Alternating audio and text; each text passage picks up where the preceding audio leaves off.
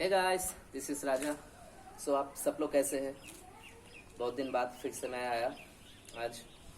आज और एक नया वीडियो चुनूँगा। ये बहुत इम्पोर्टेंट होगा क्योंकि मैं आज जो आप लोगों को दिखाऊंगा इस पर रहेगा स्ट्रेचिंग्स, जो मोस्ट इम्पॉर्टेंट होता है हम लोगों के बॉडी के लिए। वर्कआउट स्टार्ट करने से पहले बॉडी का वार्म अप होना बहुत ज़रूरी है। स्ट्रेचिंग्स करने से हम लोगों का मसल्स बहुत इजी फ्री हो जाता है और उसके साथ कोई वर्कआउट के करते समय चोट लगने की कोई दिक्कत नहीं रहता और बहुत कुछ होता है स्ट्रेचिंग से। तो वेरी इम्पॉर्टेंट चीज़ होता है ये करने। तो आज मैं स्ट्रेचिंग सिखाऊंगा। ज़्यादातर लड़की लोगों को मैं देखता हूँ कि सब जिम में आता है तो आने के बाद ही तुरंत वर्कआउट चालू कर देता है, तो ये बहुत ही गलत बात है। मैं ये आप लोगों को बोलना चाहता हूँ कि सब लोग वर्कआउट स्टार्ट करने से पहले कुछ बेसिक सा स्ट्रेचिंग्स है वो आप लोग करके अपने बॉडी को वार्म अप कर लीजिए। उसके बाद आप धीरे धीरे अपना मेन वर्कआउट पे जाइए। उसके बाद वर्कआउट ख़त्म हो जाए उसके बाद का भी जो स्ट्रेचिंग्स होगा वो मैं आपको आज दिखाऊंगा। वो करने से आप लोगों का कोई मसल्स पे कोई पेन नहीं होगा, जो इतना हर तरफ देखने को मिलता है कि किसी का नी पे पेन होता है, लोअर बैक पेन होता है, शोल्डर पे पेन होता है, कंधे पे पेन होता है। तो ये बहुत इंपॉर्टेंट चीज़ होता है स्ट्रेचिंग्स करने से आपका स्ट्रेचेस और बहुत टेंशन भी कम होता है, वो मसल्स रिकवरी करता है। तो चलिए आप स्टार्ट करते हैं स्ट्रेचिंग्स दिखाना। चलिए।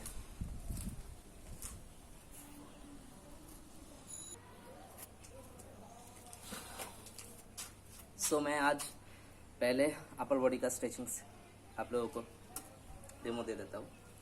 पहला जो हमारा हैंड्स होता है, हैंड्स का स्ट्रेचिंग से मैं स्टार्ट करता हूँ आज। जैसे फोरआर्म है, बाइसेप्स है, इसको मैं स्ट्रेचिंग करूँगा। तो कुछ नहीं, अपने हाथों को आप ऐसे सामने की तरफ सीधा रख के ऑपोजिट जो हाथ होगा उससे उंगली को पकड़ के नीचे की तरफ इसको खींचना है। खींचने के बाद हाथ को धीरे धीरे आप थोड़ा सा ऊपर उठाइए। Same opposite hand 10 second count करके आप इसको पकड़ के रखिए, उसके बाद छोड़िए। सेम दोनों हाथ कंप्लीट। इससे आपका बाइसेप्स और फोरआर्म्स स्ट्रेच हो जाता है। उसके बाद आपका आता है ट्राइसेप्स। तो ट्राइसेप को भी स्ट्रेच करना बहुत ज़रूरी होता है। वो होगा मैं इस पीछे से दिखाता हूँ, देखने में आप लोगों को अच्छा होगा। तो हैंड्स को ऐसे ऊपर आप करके इसको मैं धीरे धीरे फोल्ड किया। करने के बाद ऑपोजिट हैंड से अपना एल्बो जो जॉइंट है उसको पकड़ के आप लेफ्ट साइड पे, जब आपका राइट साइड हैंड होगा उसको लेफ्ट साइड पे आप धीरे धीरे खींचते रहिए। तो इससे आपका ट्राइसेप स्ट्रेच हो जाएगा। सेम ऑपोजिट हैंड पे भी मैं स्ट्रेच करता हूँ। ऐसे आपका हैंड्स स्ट्रेच हो जाएगा। ट्राइसेप का और एक स्ट्रेचिंग होता है, जो ऐसे हाथ को सीधा रख के आप एल्बोस यहाँ पे दे के इसको अपने तरफ खींचना है। सेम ये भी स्ट्रेच। तो ये हो गया। अब चेस्ट का, हम एक दीवार के पास खड़े रहेंगे। उसके बाद उसको एक हाथ से पकड़ के अपने बॉडी को ऑपोजिट तरफ टर्न करना है। हैंड्स पूरा स्ट्रेट ही रहेगा। ऐसे आप धीरे धीरे बॉडी को ट्विस्ट करिए। इससे आपका चेस्ट मसल्स स्ट्रेच हो जाता है। सेम आप ऑपोजिट पे भी कर लीजिए ऐसा। चेस्ट स्ट्रेच हो जाएगा। अगर दीवार नहीं रहेगा तो आप अपने दोनों हाथ को भी ऐसे धीरे धीरे पीछे होल्ड करके रख सकते हैं। इससे भी चेस्ट मसल स्ट्रेच होता है। ये गया। अब बैक मसल्स के लिए जो स्ट्रेचिंग्स, सेम मैं अगर आप लोगों के घर पे तो दीवार सबके है ही, तो आप दीवार को यूज़ करके कर सकते हैं। देखिए मैं दिखाता हूँ।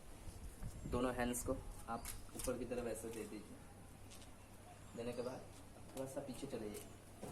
जाने के बाद हाथ को थोड़ा नीचे लेके आप अपने बॉडी को अंदर की तरफ पुश करिए।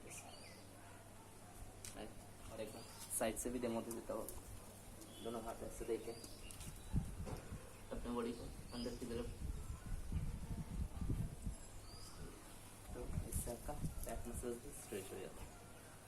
सो चलिए अब मैं दिखाता हूँ लेग्स का स्ट्रेचिंग्स आपको।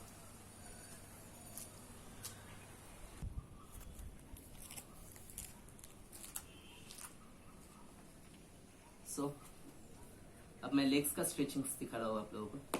देखिए, एक मैट पे आप सीधा लेट जाइए, उसके बाद एक एक पैर को उठा के सीधा फोल्ड कर लीजिए, दोनों हाथ को नी को लॉक करके अपने बॉडी की तरफ खींच के 10 सेकंड होल्ड करने के बाद फिर से छोड़ के ऑपोजिट पैर को सेम 10 सेकंड्स होल्ड करके ऐसे 2 बार करिए। इससे आपका ग्लूट्स, हैमस्ट्रिंग स्ट्रेच हो जाता है। उसके बाद अब क्वाड्स को करके स्ट्रेच करेंगे आप, वो भी दिखाते हैं। सो ऐसे रह के पैर का टो को पकड़ के अपने की तरफ खींचिए, इससे आपका क्वाड्स स्ट्रेच हो जाता है। सेम करके अपनी तरफ खींचिए। ये खड़े होके भी आप कर सकते हैं, दीवार रहेगा तो दीवार के पास सेम पैर का टो पकड़ के 10 seconds holds, opposite same 10 seconds hold. इसके बाद दोनों पैर को गैप करके धीरे से फुल, इससे हमारा जो एडक्टर मसल्स है वो भी आपका स्ट्रेच हो जाता है। इसके साथ ग्लूट्स भी स्ट्रेच हो रहा है, हैमस्ट्रिंग स्ट्रेच हो रहा है, तो लोअर बॉडी का सब मसल्स स्ट्रेच हो रहा है आपका। सो उसके बाद आप पैर को थोड़ा सीधा रख के उसको धीरे धीरे थोड़ा रोटेशन करिए, जिससे हमारा एंकल भी स्ट्रेच हो रहा है, वो भी मसल्स भी एक्टिव हो जाता है। तो ऐसे ये सब जो स्ट्रेचिंग्स आपको वर्कआउट से पहले करना है। उसके बाद आप वर्कआउट खत्म हो जाएगा, जैसे मैंने लेग्स का दिखाया कैसे ग्लूट्स को स्ट्रेच करना है, हैमस्ट्रिंग स्ट्रेच करना है, क्वाड्स स्ट्रेच करना है, काफ को कैसे स्ट्रेच करना है। ओह, मैं भूल गया था, तो काफ कैसे स्ट्रेच करेंगे आपको तो मैं दिखा देता हूँ। देखिए, सो अगर सेम एक दीवार होगा तो दीवार पे मैं अपने पैर को थोड़ा सा दीवार पे टच रहेगा, अपना टो और हिल जमीन पे रहेगा, तो ऐसे रख के पैर को स्ट्रेट पीछे और एक ऑपोजिट पैर को पीछे रख के आप धीरे धीरे अपने बॉडी को सामने की तरफ,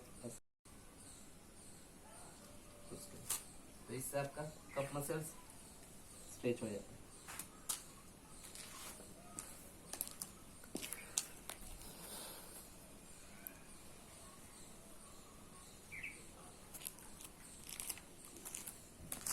सो स्ट्रेचिंग्स हम लोग बहुत लोग हैं जो स्ट्रेचिंग्स करना नहीं चाहता, तो stretching is very important workout के लिए। सो मैं बोलूँगा कि आप लोग स्ट्रेचिंग्स हर दिन करिए, उसके बाद वर्कआउट स्टार्ट करिए, तो का वर्कआउट भी अच्छा होगा। और वर्कआउट के साथ साथ आप लोगों का जो बॉडी का मसल्स है, हमारा मेन पार्ट जो है हमारा बॉडी का मसल्स, तो मसल्स अगर फ्री रहेगा तो कोई चोट नहीं लगेगा। तो इसलिए मैं आप लोगों को बोलूँगा कि स्ट्रेचिंग्स आप करिए, करने के बाद वर्कआउट स्टार्ट करिए। वर्कआउट ख़त्म हो जाएगा, उसके बाद आप फिर से स्ट्रेचिंग्स करके रिलैक्सेशंस करके बॉडी को तब आप वर्क कंप्लीट करिए, ऐसे बहुत अच्छा होगा। चलिए।